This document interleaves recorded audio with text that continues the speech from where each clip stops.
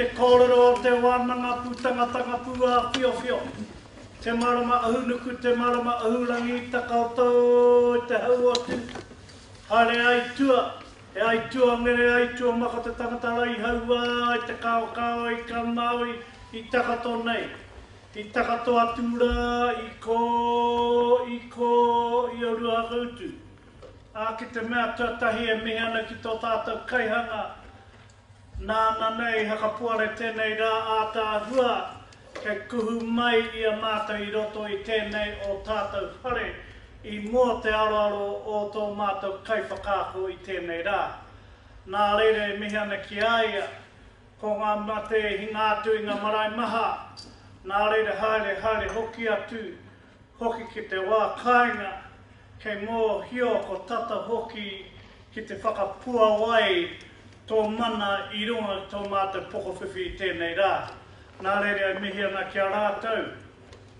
Huri nō ki tō mātou whānau i ngai tahu, i hakaari i tēnei rā, i rō tō i ngā mamaitanga o tēnei te kēri e putāke i te rā wāhi. Nā reira e mihi ana kia rātou i tēnei rā.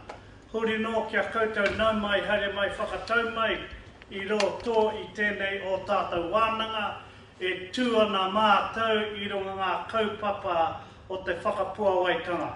Nā reira nau mai, haere mai ngā mātā waka. Huri nō ki te reo kei mōhio i a tātou i tēnei rā. First, we acknowledge our Creator for this beautiful sunny day. We acknowledge our ancestors up until the present and those who have recently passed on. We particularly want to express our aroha to our ngaitahu whānau who are going through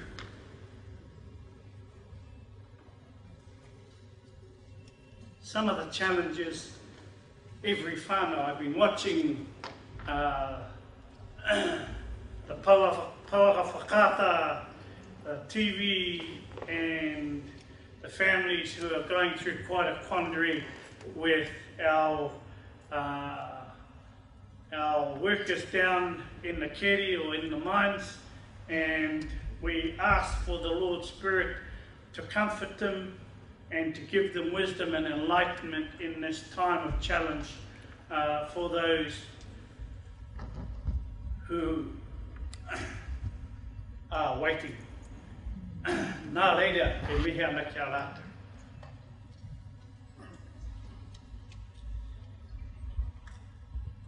Nā reira, nā mai haere mai whakatau mai, i roto i tēnei o tātou wāhi, kei whakakotahi a tātou i runga tō mātou Karakia, kei heke iho te wairua ki te atua, nā ngai manaakitanga i a tātou i tēnei rā. Nā reira, e Karakia tātou.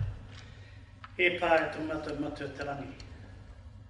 Ko tēnei te wā e whakarongo i a mātou tō wairua e heke iho i runga ki a mātou i tēnei rā. E te atua haere mai a mātou ki te whakarongo ngā kōrero o te whakapua wai,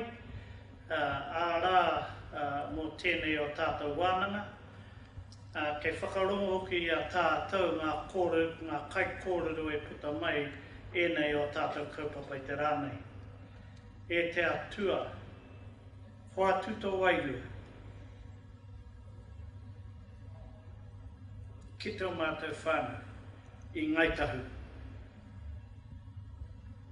E whakaohohoho te ngākau, whakakaha te wairua, ārā me te tuara te hinangaro, te wairua, te tinana o ngā whānau ke reira tonu.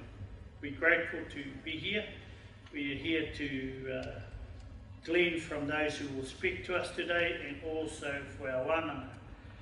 We ask for your wairua to be upon our families down at the Pike Mine and bless them, strengthen their backbone, bless their emotions, bless them physically, bless their ability to be able to be enlightened and to provide the necessary wisdoms in each family that they might be able to feel safe and feel that each day will get brighter for them. Nā reire te atu ko tēnei tō māta tuohutanga e puta mai I mua tō aroaro I tēnei rā, I runga te ingoa I ukleiti tō māta kai whakaora. Amen. Kia ora. Anera te whanau, o te whare oranga, e tūtahi tātou.